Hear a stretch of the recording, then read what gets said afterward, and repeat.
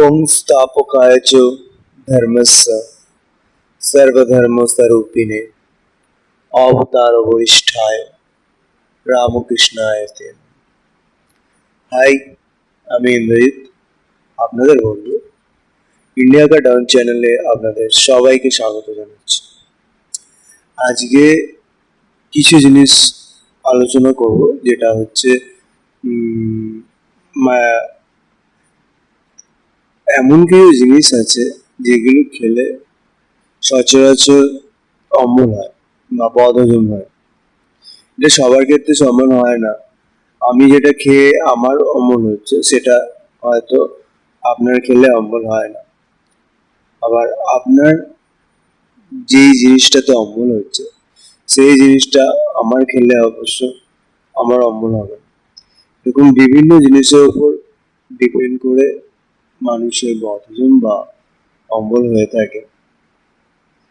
So একই অম্বলে একই জিনিস খেলে সবসময় নাও সারতে পারে।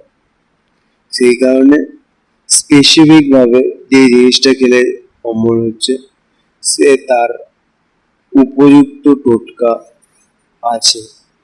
এই টোটকাগুলো ব্যবহার করলে আপনার অম্বল কমে যাবে। এই বিভিন্ন জিনিস খাওয়ার ফলে যে অম্বল হচ্ছে বা বদহজম হচ্ছে, সেইটা সারাবার জন্য আলাদা আলাদা ভাবে জিনিস বলে দেওয়া হচ্ছে।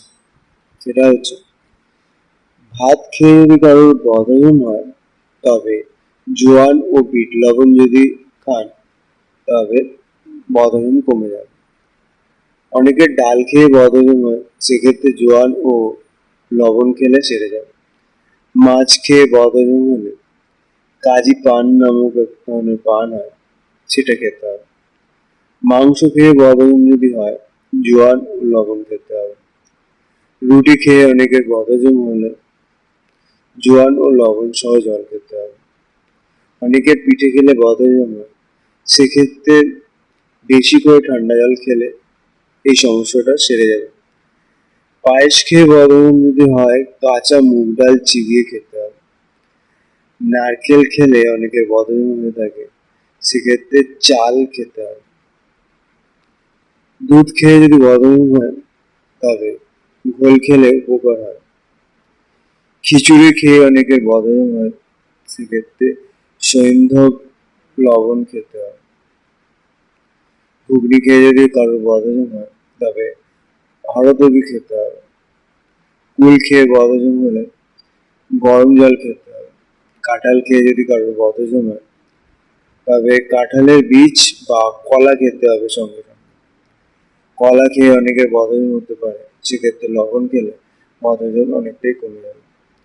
তালের শ্বাস খেয়ে অনেকের বদহজম হয়ে থাকে, সেক্ষেত্রে চাল খেতে হবে। জাম খেয়ে যদি বদহজম হয়, হরদবি খেলে সেরে যাবে। ঘি খেয়ে বদহজম হলে গোড়া লেবু বলে এক ধরনের লেবু হয়, সেটা খেলে সেরে যাবে। তেলে ভাজা খেয়ে অনেকের বদহজম হয়ে থাকে, সেক্ষেত্রে জোয়ান ও লবণ খেতে হবে। মাখন খেয়েও অনেকের বদহজম হয়, সেক্ষেত্রে ত্রিফলার জলে উপকার পাবেন। লুচি খেলে অনেকের বদহজম হয়ে থাকে, সেক্ষেত্রে পিপল চূর্ণ খেলে উপকার হয়। মালপোয়া খেয়ে বদহজম হয় অনেকের, সেক্ষেত্রে জোয়ান খেতে হবে। সুজির হালুয়া খেয়ে যদি অজীর্ণ হয়, তাহলে কর্পূর জল খেতে হবে। মদ খেয়ে যদি কারো অজীর্ণ হয়, সেক্ষেত্রে তেঁতুল জল খেতে হবে। তৈলাক্ত দ্রব্য খেয়ে প্রায়শই অনেকের বদহজম হয়ে থাকে, বেশিরভাগ ক্ষেত্রে একটু বয়স বাড়লে, সেক্ষেত্রে আমানি খেতে হবে। মধু খেয়ে অজীর্ণ যদি হয় আপনার, পিপল চূর্ণ খেলে সেরে যাবে। আম খেয়ে বদহজম হলে মিচড়ি খাবেন। বেল খেয়ে অজীর্ণ হলে মৌরি খেতে হবে। কুমড়ো খেয়েও অনেকের বদহজম হয়ে থাকে, সেক্ষেত্রে আদা খেলে সেরে যাবে। লবণ খেয়ে অজীর্ণ হলে আমানি খেতে হবে। এই ছিল 29টার মতো খাবার খাওয়ার পর বদহজম হলে টোটকা।